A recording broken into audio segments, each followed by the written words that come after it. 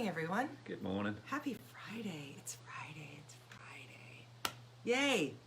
I said to Maz this morning, this week has both been incredibly long and flown by. Yeah, it's weird.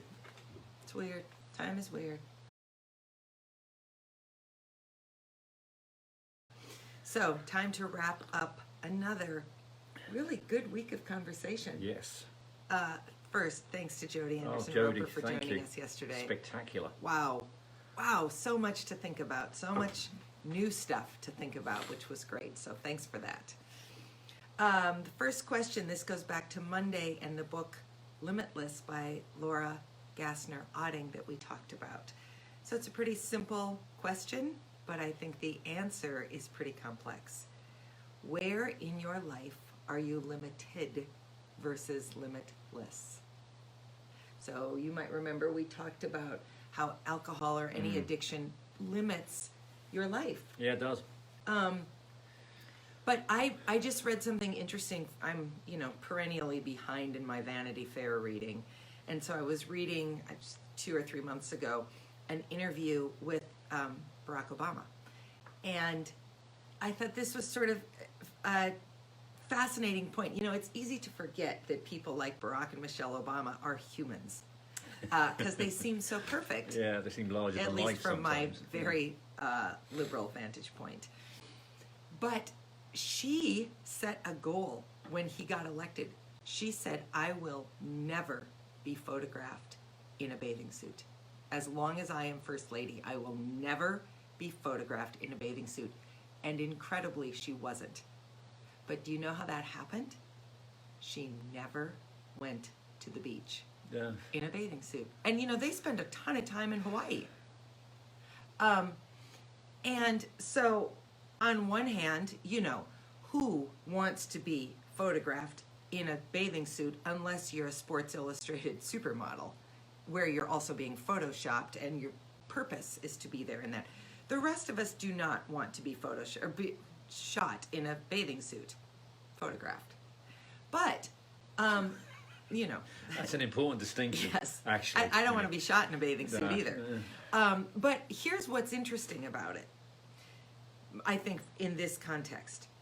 How limiting is our world? She changed her entire behavioural pattern just so no one would photograph her. So that people wouldn't be That's quite sad, horrifically actually. mean to her, because they would have been. I will tell you, I do almost anything to avoid being in a bathing suit. I'm not interested in that. Not at all. There have been tons of times. Now, I'm not really a huge water person, but there have been tons of times where I could have gone into water and opted out because I don't want to be in a bathing suit. How stupid. First of all, as we all know, nobody's looking at you as much as you're looking at you, or thinking about you as much as you're thinking about you, because they're all thinking about themselves. But that's a limiting thing. It's super limiting. You feel like you have to change what you want to do. It's once when I was at an airport, this woman apologized to me because her 4-year-old daughter was rolling about on the floor crying. I just said to her, I said, don't apologize. If I wouldn't get arrested, I'll be doing the same thing with her, because I know how she feels. Yeah. But you become limited in many ways. Yeah, and so I think the important piece to this is it's not, again, about alcohol or addiction. It's about where in your life are you making different decisions than what you desire because of limiting beliefs. And sometimes you can. We do have this innate capacity to self-limit ourselves. Do we? To self-limit ourselves? Yeah. That's excessive. No, it's not. Self-limit is the same thing as limit ourselves. Well, if you want to be pedantic. Oh, and I do. I absolutely do. I prefer to limit your grammatical errors. God, it sounds like you got a master's in English. It does, doesn't it? Wow. All right. So, where are you limited versus limitless? Next question from the book Limitless. What is your calling? What is your purpose? And how does your work fit into the larger context of your life? And work, in this sense, might be something very, very untraditional. If you're retired and don't have a job, you still have work. You still have Yeah. obligations. You still have people who depend on you. So if you're a grandma, then how does the work of being a grandma fit into the larger context of the calling of your life? I don't think my mom would mind me saying this, my mother, but she retired and moved to Minneapolis for love, which is delightful. But she retired from her job absolutely believing that she would get another job. And that was, I don't know, 4 years ago. Almost 4 years ago, I think, right? Didn't they move the summer you were sober? Yes. Yes, so it'll be 4 years this she summer. gave me her little smiley face 6-month coin thing. So she glibly retired assuming that more work would come, and it hasn't for all kinds of reasons. That doesn't mean she doesn't have a calling and that she doesn't have a purpose in the larger context of her life. It just means she doesn't have a job she gets up and gets dressed for to go to. But there's still, believe me, she's got tons of purpose and calling left in life. She's doing a fantastic job as a grandmother. Can't say granny. Sorry. No. Grandmother, and pretty decent. She's a pretty damn good champion of the Daily Dose, Yeah. I'll say that. Yes. So that's just one example. Sorry, Mother, if I just used you without your permission. All right. From a simple compliment can make a big difference. This is our science article, you may recall. Small s. Yeah. Think about the positive thoughts you have about others that you have never shared with them. What steps can you take this weekend to let people know the positive things you're thinking about them? It's so simple. It's simple. And yet so It means a lot. often not done. It really is surprising how much it means, actually. Well, okay, so last night I got into bed. I was wrecked last night. By 8 o'clock, I was dunion rings. So I went to bed, and I didn't think much of it, but I said to Dr. Mary, seconds before I went to sleep, Mere thank seconds. you so much for making the bed every morning. It's really lovely to get into at night. That's not much of a compliment. What did you say to me this morning when you were making the bed? I thanked you for it. Yeah. It was an easy thing for me to say. I think it every night. Every night I pull the, play pillows off, and I think to myself, how lovely that That's Dr. what they're actually called. No, play pillows. no. They're Placement pillows. Accent pillows, Accent, I believe, there is you what go. they're called. They've got an accent, Yeah. just like me. Yes. Yeah, there you And go. I think to myself, how lovely that Dr. Mary made the bed. And I don't very often thank you for it. Hope they're not Welsh. Stop. Okay. Stop it. For God's sake, I'm trying to have a point here. Oh, so was I. Carry on. I'm going to wrap up if you don't quit. Carry on. No, I'm done with that point now because you've ruined it. Say something nice to someone and hope that they aren't doorknobs about it. Ooh, but not Welsh. All right. Next question. Now I'm Sparky. You are Sparky. How do you define abundance in your life? Go. I have nothing more to say for the moment. I have to calm down.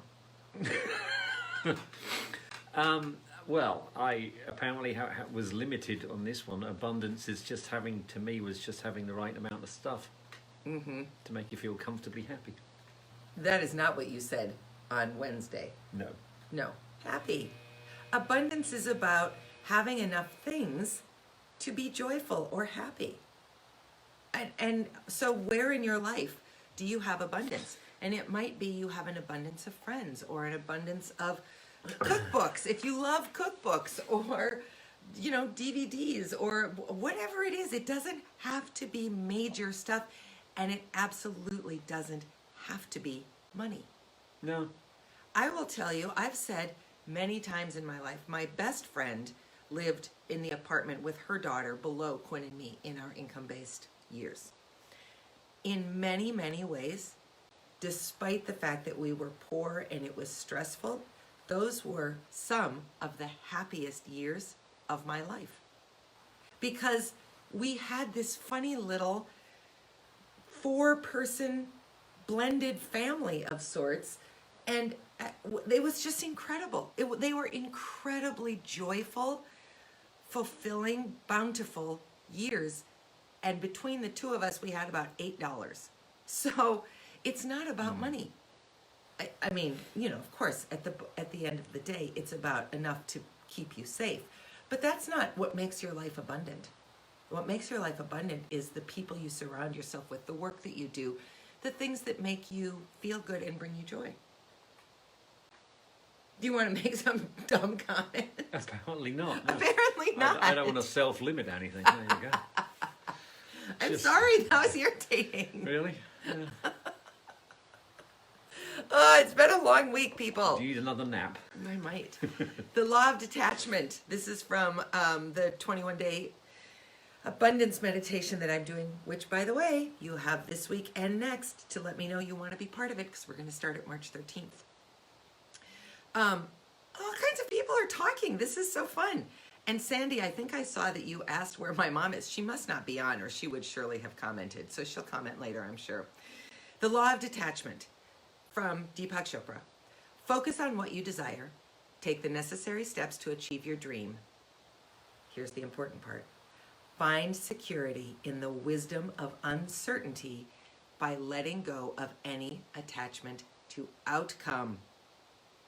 Name your dream, set your work, and then let it go. Do you want to sing the song from Frozen? Funnily enough, I don't quite know Frozen enough. You're not the demographic, interestingly enough. Never seen it. Yes, me neither. I know I watched Mean Girls on a plane once, but I haven't yet watched Frozen. No. Okay. Where do you need to practice the law of detachment? Hold on. My siblings are texting. And again, it could be something small. Do I need to, someone's encouraging you to sing. Oh, there's Bonnie Bowman. Hello, Bonnie. What is wrong with you? Sorry. Well, you didn't comment. I gave a whole analogy about you. Anyway. Mother is on. Yes. What is wrong with Well. Yeah, where would we start? We'll have another episode all about that. It's not about huge things. Sometimes it's about little things. So I guess, just think about, how do you set your dream, name your dream, do the work, and then let the conclusion go, which is by far the hardest thing to do. At least if you're someone like me who wants to control how things go, it's very hard to just put it out to the universe. But I can tell you, when I have done that, it has served me far, far better than when I have ground down to try to make something work. Last question. Do you want to read it? No, you can. Okay. Well, you would have had to talk about yourself in third person anyway. That would have know. been weird. Dr. Mary often talks about the big three addictions. Well, I could say I at least. You could. Alcohol, drugs, and gambling. But Jody Anderson Roper reminded us yesterday that addiction is much broader and reaches much, much further. Are there pieces of your life that you consider healthy addictions? Have I become this person a lot lately? I wasn't going to say I don't that. want to be that person. I try not to judge. Judge. Yeah. I don't judge. It's not good. Anyway, do you have healthy addictions? Things that you jokingly or seriously consider to be healthy addictions? You need to dig into that. Jody's point was right. Yeah. There is no such thing as a healthy addiction, because no addiction can possibly be healthy, because addiction is limiting you. Even if it's something seemingly positive, it is limiting you. So dig into that, explore your habits, your tendencies, and really start to unpack, where are you being controlled by something? And it's a simple. This may seem a bit pretentious or ridiculous or nitpicky, but even calling it a healthy habit, as opposed to referring to it as a healthy addiction, may even help you understand it a bit better. Yep. Yeah, there is a healthy habit of saying going to the gym, but if you go too often, it's like anything else. I mean, it's fantastic to eat a piece of cheesecake every now and then, but if you eat, this is something I know a lot of experience about. If you eat a lot of cheesecake, it's bad for you, which is tragic. Yeah, but nobody would say that's a healthy addiction. Well, Right. I know. On the I scheme know. of things I that know. you could do to yourself, eating a piece of cheesecake is quite benign. Yeah, tell that to your cholesterol. Yes. So that's our questions for the week. Thanks for joining us. Thank you. Next, As always, it's always nice to have everyone coming on here. And it is. It's fun to the see all the chats, comments. I'm sorry that we didn't address them all live. I got to figure out how to play this on the computer because it's a little bit hard for me to read it. Can you read the little comments as they come? I am actually wearing my fantastic bifocals. I can see that. Okay, well then I'm going to put you in charge of addressing the comments as they happen going forward. Good Lord. So thanks to everybody who watched this week. And we got a number of comments today at Spin that people didn't know we did this. So thanks for new people who tuned in today. We love our old long by, what's the word I'm looking for? Watchers? That's not the word. Viewers. Yes, we adore that. And we are happy to see new people growing. And I think that's coming because we named our intention, which was to grow Daily Dose. We're doing the work and then we're trying to let it go. Yeah. So happy weekend. Have a Enjoy fantastic the week. sunshine. Enjoy. Yes, it's going to be in the 60s this Oh my weekend. gosh, so heat wave. get See outside you. and start planning your garden. We'll see you next week. Bye. See you.